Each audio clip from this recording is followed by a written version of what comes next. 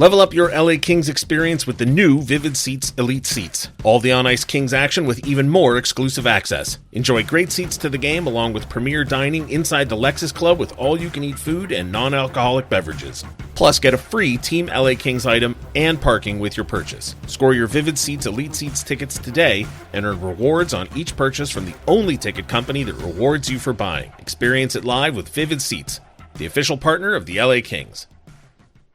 You're listening to an LA Kings podcast. For more episodes of this and every other Kings program, visit lakings.com/podcast. And now Foegele loads up and scores.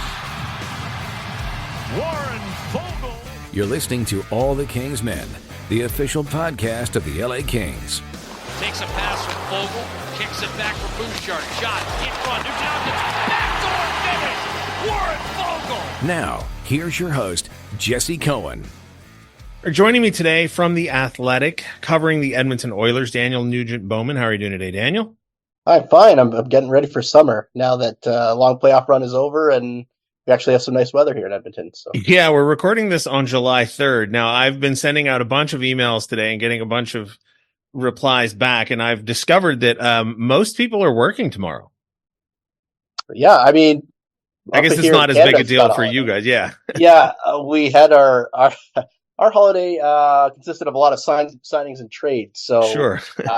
I'll take a loo day on Friday and start. But I mean, that's every year, right? For those who haven't put it together, we're recording on July 3rd. July 1st is Canada Day, and it's also the first day. It is every year, except for those two kind of COVID years. Nobody wishes that. Sure. Because there was an October signing period too. But right. It was nice to have Canada Day off, but I think working Canada Day is much better and having a real life again. So wish you didn't have to work on Canada Day, but it does beat the alternative of what we went through for a couple of years there. So we asked you on today to talk about Warren Feogele. It is the offseason. The Kings have acquired Warren Feogele, and so we're doing our evaluations, free agents, trades, drafts, and otherwise. So the obvious question I have right off the top is, what kind of player is Warren Feogele in 2024? He was a very, very good player for the Oilers this year. He's a guy that doesn't need a lot of special teams time to produce offense. If you look at how he produced this year, he had 37 points at 5-on-5. Now that's fourth on the Oilers. He tied with two defensemen, Mattias Ekholm and Evan Bouchard. And you could probably guess who the top three were, McDavid, Draisaitl, and Hyman. Sure. But he had more points. He had more points at 5-on-5 than Ryan Nugent-Hopkins, who spent all year in the top six, and Evander Kane, who granted did have some injuries and had some time in the bottom six too, but is certainly thought to be more of a known commodity and a more productive offensive player. So 37 points at 5-on-5, pretty darn good. Had his first 20-goal season this year. I think he's a very useful player. He's got a good shot. Forward checks well. There are some warts, I guess I'll call them, to his game, and those would be, he's prone to turnovers. Maybe one a game, and also, the scoring does come in bunches. But I would say that's the same for a lot of guys that aren't, the top tier of the league. That's why they don't score, 40 goals, 50 goals, is, they go through dry spells. But Warren Feogele, I think, right in his prime or just the latter stages of it, I think you're getting in LA, you're getting a pretty good player who, again, doesn't need the power play to rack up points. You referenced the points and where he fits in. I was looking at his minutes distribution. Excuse me. He played with Leon Draisaitl a fair amount, even though over the course of the season, he only averaged, I think, just under 14 minutes a game. How many of those points are the beneficiary of strong line mates, and how many of those points are, how many of Leon Draisaitl's points did he get because of Warren Feogele? Right. I mean, he certainly produced more when he was with Draisaitl, and there was a time there. They were actually, I think a lot of it was when they were on their 16-game winning streak at the end of December and into January, where he played right wing with Draisaitl and Ryan McLeod, another typically a third line player, McLeod, more known as a center, who moved onto the wing, and that line had a lot of success. Actually, that line I think was their second or third most used line this season. Certainly, the top one was McDavid, Hyman, and Nugent Hopkins. Either second or third. And they had a lot of success, and you're going to produce more, granted, when you're playing with Leon Draisaitl than, when you're playing, he typically would be centered by Ryan McLeod and then, another winger. But again, the versatility there is he can play both wings, play up and down the lineup. He played on every line this year. Was one of their better players to start the season.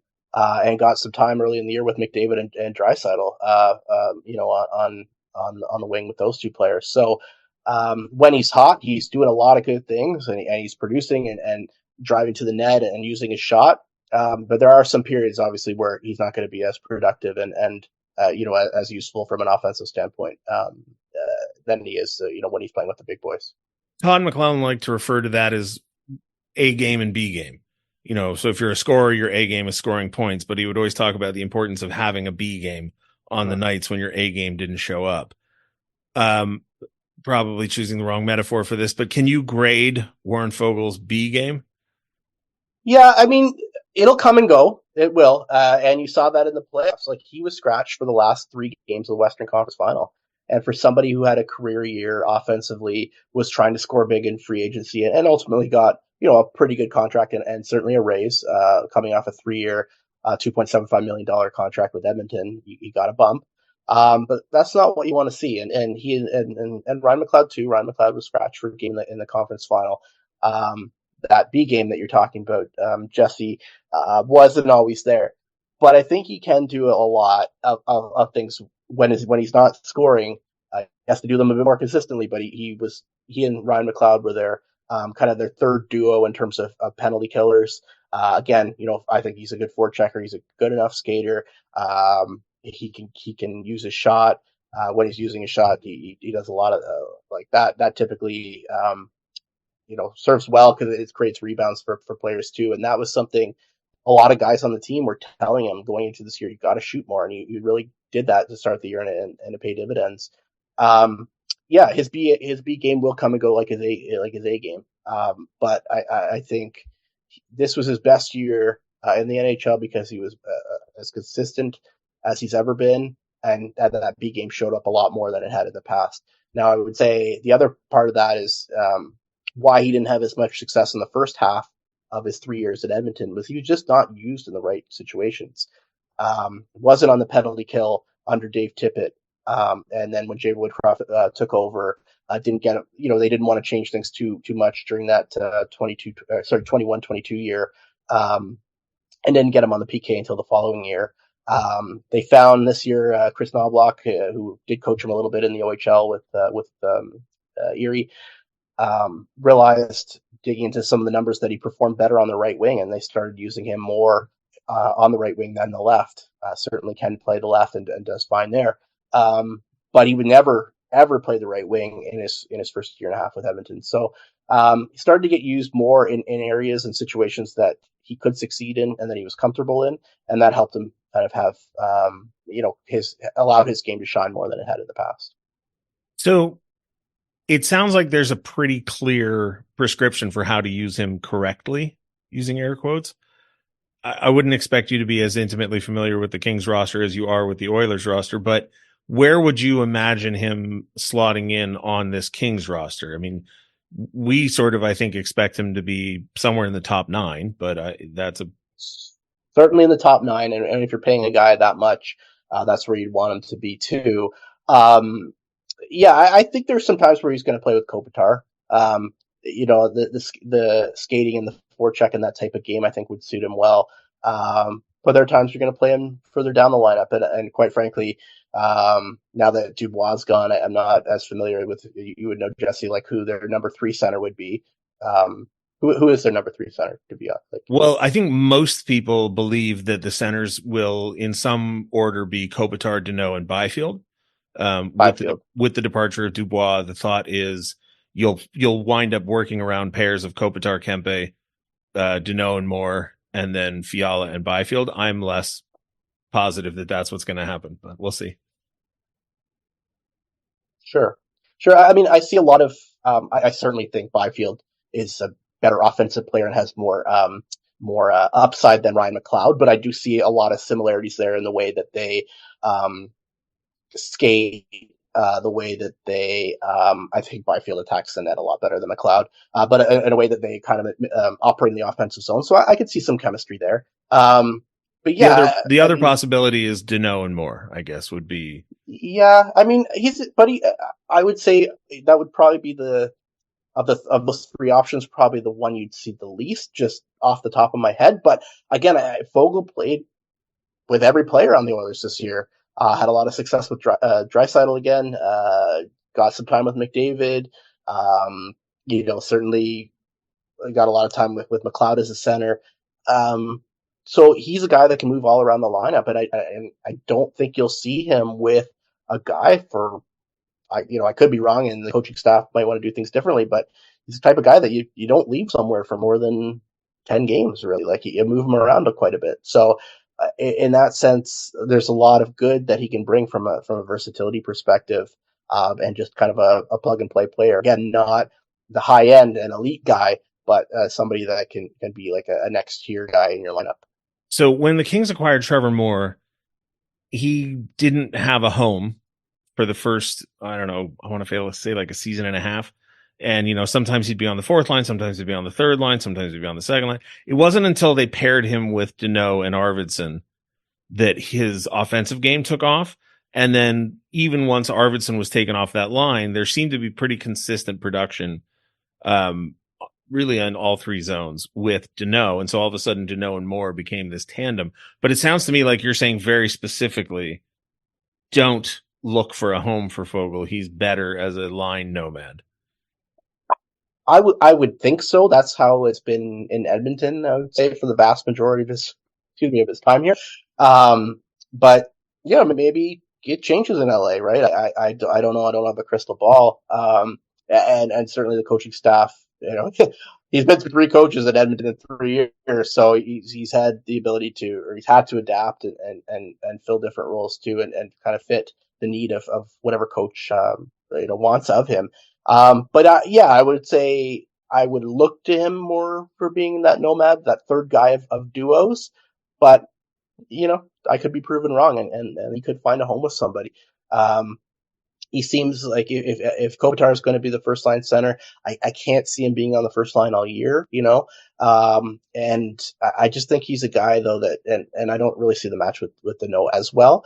So again, I think he's just a guy that is going to be, Jim Hiller is going to be able to move around the lineup and feel pretty comfortable, for stretches, with him at certain places. If you look at the moves the Kings made in the offseason so far, I should say, we're not done necessarily. There's a pretty clear theme.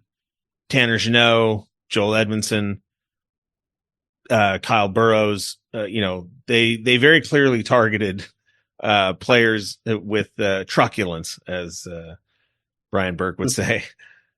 Yep. How much of Warren Foegele's game is that? Like, I know he can, but how much of that comes to him naturally? Does he fit that pattern? I wouldn't say as much as the other guys, but he'll throw a hit. He'll forecheck well.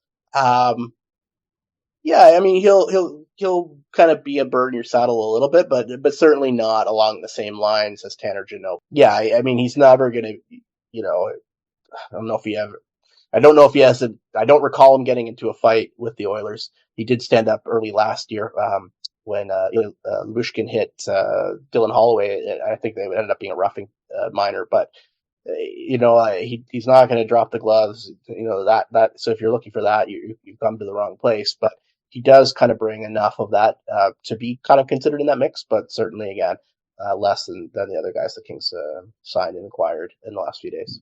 Let's talk about his play in the playoffs. I'm a firm believer in the phrase adversity reveals character. It doesn't create it, or however the phrase goes. What is he like in the playoffs? You mentioned the healthy scratch, but in the games that he is getting in, if you believe that the playoffs is a different game than regular season hockey, which I do, is his game tailored for postseason play? He's had a little trouble. The year that the Oilers went to the conference final in 2022, he was also scratched for 2 games, I believe, maybe 3, late in the Calgary series and going on to maybe even the end of LA series and going into Calgary. And so I don't recall if he was scratched at our last playoff run that was a little bit shorter. But certainly, again, he sat out for 3 games, the last 3 games of the conference final this year. He's a guy, though. He says, he said to me privately, he used it again in the exit interviews last week. Playoffs are a we time, not a me time. So he's a guy that is going to put up a fuss, and if he is held out of the lineup or he's getting a reduced role, he's trying to do what he can to move into the lineup and move back up the lineup. And you saw later in the Cup final, I thought he had a pretty good Cup final. Scored a couple goals, moved up, scored a big goal in Game 6, I think it was, finishing off a pass from Draisaitl.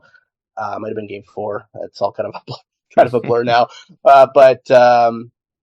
It kind of mirrors with who he is and what his track record is in the regular season of, I would say, a little bit of inconsistent play where when he's on, he's a really good player, really useful player. When he's off, his B game can sometimes, or maybe a little bit more than sometimes, be there. But there's the other side of things where he could be awful quiet and half the numbers weren't there. Certainly, I think his play did drop from the regular season, but I don't think it ever quite got to the point it was a necessity to take him out of the lineup. The Oilers were fortunate to have a very good team where they had a lot of guys scratched up front. They bring in Sam Carrick at the deadline. He only played in 10 games. Derek Ryan got scratched. McLeod, Corey Perry was scratched for 6 games in this playoff run. So they had a lot of guys that, and obviously in all that happening, they had the benefit of pretty good health. They had guys that they can move in and out of the lineup, and it took a long time for him to fall on the outside, but eventually it did happen. I think you're at a point where the playoff game probably isn't as high as the regular season, but he did show well in the Cup final, and I think that's something to hang your hat on if you're a Kings fan. One of my go-to questions in evaluations like this is, how does a player deal with adversity? Looking at his numbers, it looks like he played full seasons in 2 out of the 3 years. Maybe, I don't know if it was injuries that kept him out in that middle season. He played at 67 games in 2022-23, but let's just take, the healthy scratches in the playoffs and any other adversity that he might run into. It sounds like he's well equipped to deal with it. I think so. And again, especially that first year, the scouting staff and the management staff really wanted him because he was good on the forecheck. He went to the net and could play off the cycle and help the Oilers. They're still very, very much, their bread and butter is off the rush, but they kind of become a bit more, an offensive zone possession type team. And he wasn't used very well by Dave Tippett. And it got to the point where, into February, Jay Woodcroft was hired. They didn't want to, they were trying to make some changes, but didn't want to upset the apple cart too much. He rode out that year and he did a good enough job. And Woodcroft went to him in that summer, and they had a coffee in Southern Ontario where they both spend their off seasons. And they kind of said, okay, we're going to make you a bit more of the team and get you on the penalty kill and do some of those things. And he said, that meant a lot to me. The playoff situation where he says, it's we rather than me. I think he can handle stuff, pretty well. He knows, when he's not up to par, and he also, will, not take issue with being scratched, but he'll push back and say, okay, I got to do this better. But I also feel like I wasn't that far off, so he doesn't be a pushover, and he also doesn't get too down on himself either. So I think you're looking at a player that kind of gets all the different elements of what it takes to be a good teammate, and it's just a matter of after a career year, just finding that one more notch. And I think he's well primed to be a very useful player for the Los Angeles Kings. I want to kind of drill down another layer on the good teammate concept. You may not know the answer to this one, but I'll ask you for your impression if you don't. The Kings room has sort of been heralded for the past couple of years as being really tight and having a very specific sort of tone and mood. But there are obviously guys who drive a culture, not necessarily on the ice, but just sort of, the vibe, for lack of a better word. There's some guys that drive that, and there are other guys that are passengers on that. And I think it's perfectly fine to be one or the other or both or neither. But where does he fall in on that spectrum? Is he the kind of guy that lights up a room and everybody loves having him on the flight? Or is he, more of just a sort of a good soldier? Like you said, playoffs is we time, not me time. Well, I think it's more the lateral, and I say that only in the sense that, the Oilers are a very veteran team. They're the oldest team in the league, and they've got a lot of prominent voices. There's the core, the guys that wear letters. There's David, Draisaitl, Nugent Hopkins, and Darnell Nurse that have been there for a long time. Zach Hyman and Matthias Ekholm are kind of your next group, and they're part of the leadership group, but they don't wear letters. Very, very big voices, very... and part of it though is your play's got to back that up. Those guys get the power play time.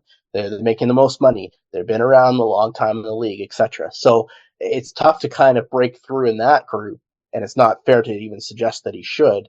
I don't think. But he's again a very good teammate. He's the guy that will go to bat for some of his teammates. So I've heard, we've had, he and I have had a lot of private conversations where he'll say, "Hey, how come you guys are on this guy or whatever."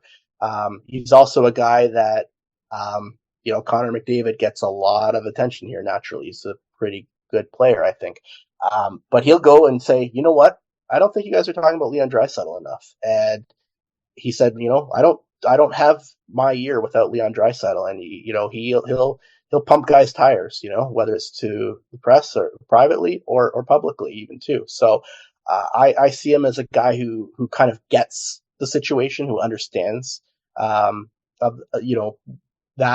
and kind of the you're asking for more of the room, but understands kind of the media situation a little bit too. But again, he's not, especially going into a new place. Anze Kopitar's been there forever, and Drew Doughty, and there's a handful of other guys. I would say even Deneau's been there a long time. I don't think he's going to come and try to be part of that leadership group per se, but I think he can be supportive of those guys and be helpful to those guys, especially as somebody who's getting older. This is his third stop in the league and understands the league a little bit more. But he's never going to be in that top tier, because that's not the player and quite the personality that he is. Last question, I'll let you go for the day. He's playing on a team. You mentioned McDavid, Draisaitl, Nugent Hopkins, Hyman, Ekholm, right? The list goes on and on and on. Obviously, the team reached Game 7 of the Stanley Cup Final, so we all know how good the Oilers are, as much as it hurts my feelings to admit. But moving to a different team, I suppose one of two things could happen. Either, the fruit withers on the vine from lack of support, or suddenly the shade is gone. Right, he's not playing under the cover of those, superstars. McDavid and Draisaitl are two of the brightest lights in the league. Is there a world where he flourishes without that shade? I think he'll be a very similar player, to be honest, and that might be a little bit of a step back in the sense of not playing with Leon Draisaitl a lot. Leon Draisaitl's been one of the most productive players in the NHL for the last, 5 to 8 years, right? Like, if you're taking him away from Draisaitl and putting him, with due respect, next to whether it's Kopitar or who's at the latter stages of his career and is not nearly the offensive player, or you're putting him with Byfield, who's certainly on the rise, but not at that level either, it's going to be tougher for him to produce. But I still see a guy, again, that can move the needle at 5-on-5 enough to be a helpful player. 37 points at 5-on-5. It'd be tough for him to get there without a guy like Draisaitl. Can he get to 30? Yeah, maybe. And that would be really helpful and really useful, I think, to that Kings team. He played a lot of second power play too, but there really is no second power play at Edmonton. They'll get 30 seconds on the, three quarters of chances that they don't score on. maybe even 15.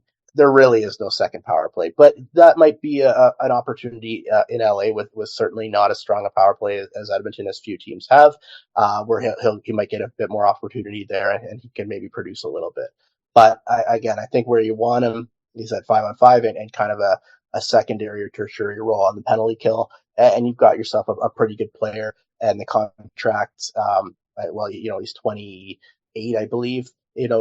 He's right at the end of his prime, and certainly not. And the contract's not one that's going to hurt the team in any way. I think he'll do just fine there and be a good fit for that organization. Well, I appreciate all your time, Daniel. I appreciate you sneaking us in before you head off for the summer. I hope you have a good 4th of July, and we always appreciate it when you hop on and tell us about the Edmonton Oilers. All right, you're very welcome, Jesse. Nice to talk to you, and enjoy your holiday too. All right, joining me now, Ed Egros from Bally Sports. How are you doing today, Ed? I am phenomenal. How are you doing today? I'm good. We were just comparing summer schedules. It sounds like your summer is much deeper than ours is. It does seem that way. Like, even though we get past June, which, certainly there are plenty of activities going on in June. So I guess I don't have a summer off per se. But now I am deciding is a great time to start scheduling all these random summer trips. Like, I'm going to the baseball all-star game on Tuesday out in Dallas. I got a Vegas trip planned with a buddy or two. So it's this weird thing where I probably should start thinking about the upcoming hockey season and football and all that good stuff. And yet here I am, like, trying to squeeze in some plenty of time. Yeah. But I've lassoed you into thinking about hockey a little bit earlier in the summer than maybe you ordinarily would, because we're going to talk about Warren Feogele today. We brought you on. We've already spoken to a mix of broadcasters and reporters who cover the various teams where these players that we're going to talk to you about have previously played, but want to talk to you from a statistical standpoint, an analytics angle, if you will. We're going to start with Warren Feogele, most recently with the Edmonton Oilers. What can you tell us? What has your research discovered about Mr. Feogele? Are we holding that against him that he was? I'm not. I quite like him as a player. Okay. So I'm excited to see what he can do with the LA Kings. That's fair. That's fair. I'm excited to see what will happen as well, because here is someone who could very well have a significantly high ceiling. Maybe not the highest of ceilings among all of the Oilers. Can I jump in here right now?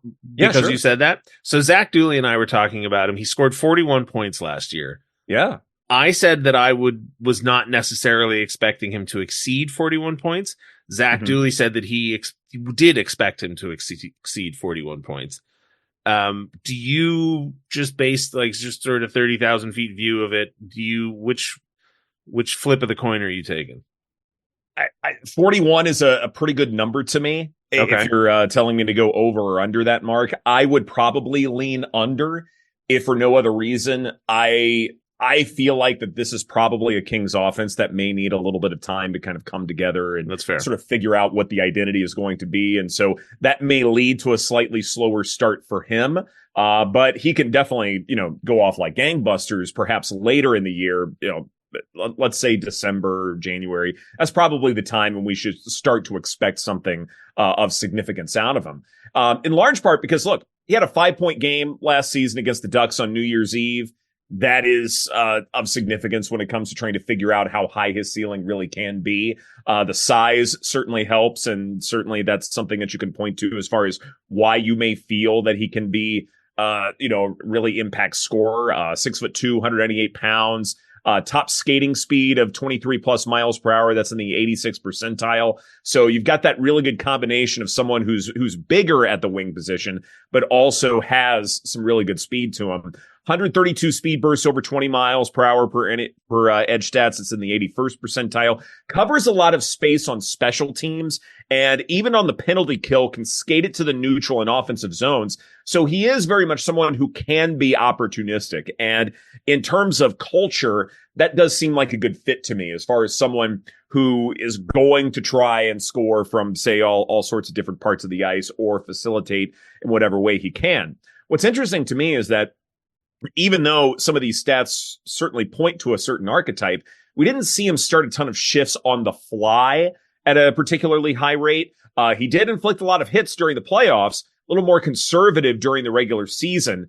And to me, when it comes to what we need to see out of him for the Kings, like his shooting certainly does it in bunches, but perhaps he could work on that accuracy, especially in the high danger areas. He can generate rebounds. He can generate flurry chances. That will be a part of his game, which is very much exciting to see. The line that will probably be best suited for him is a line that can probably get to the blue paint, or at least, allow enough space to where he can maneuver to the crease and be able to probably bring one home. But again, that accuracy in the high danger areas, that's going to be probably the biggest priority for this offseason, maybe even the beginning of the regular season.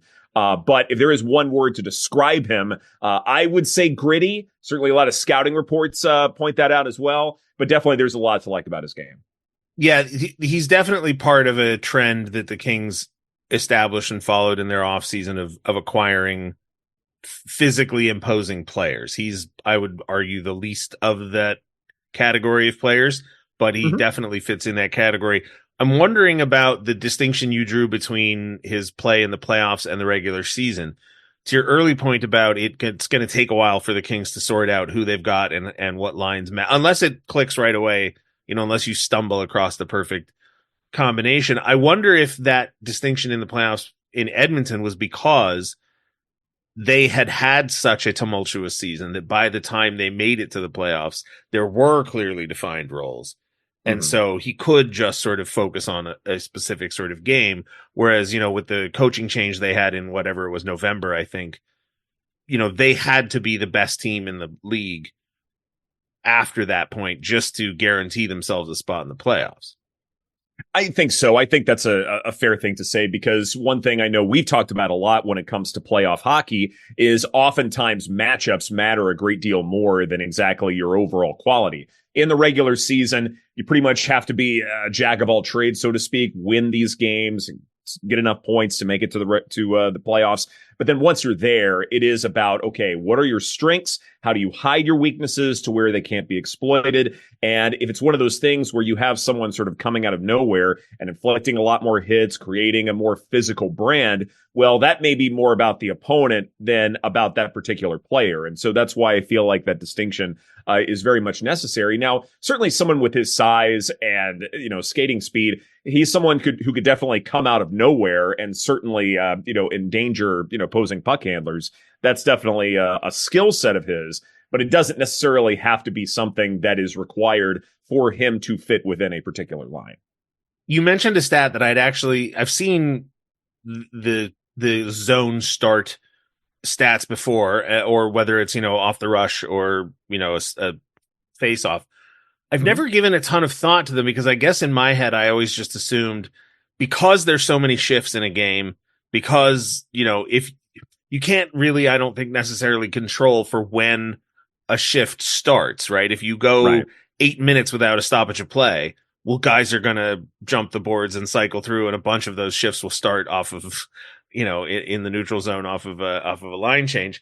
Whereas if your previous shift ended in an icing or an offside or a goal or a puck out of play, then you're starting, off of a face-off, and it doesn't necessarily have anything to do with how you start. What was the number you read again for Foegele on shift big starts? I don't have the number on me right now, but in terms of percentage, this is the problem with the internet. I have so many screens in front of me, and as soon as I read the thing, I'm just like, close, don't need it anymore. Just move on. Yeah, exactly. Exactly. But in terms of his percentage of starts being on the fly, it wasn't very high compared with the rest of the Oilers. I wonder why that would be. That's fascinating.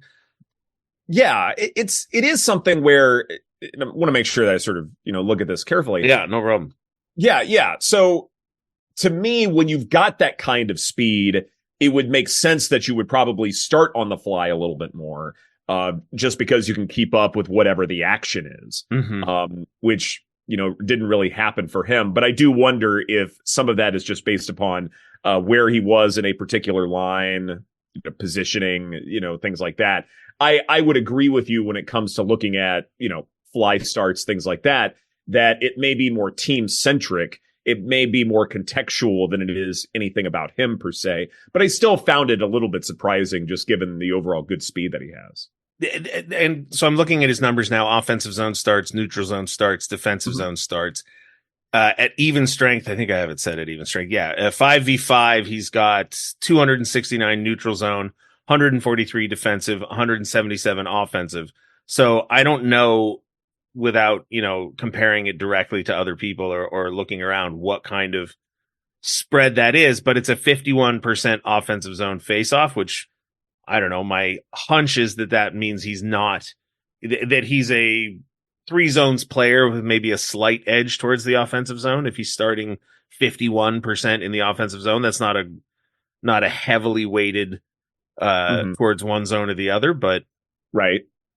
Yeah, nothing really stood out as far as his edge stats were concerned in that regard, which, I mean, look, that sometimes that points to his universality, that he can do a bunch of different things, and whatever that thing is will be more opponent based.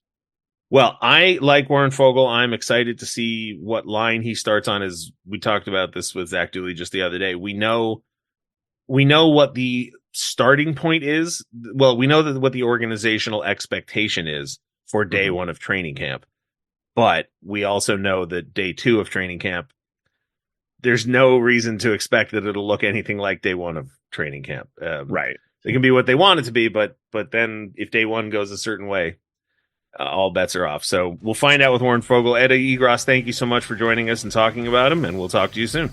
Sounds great.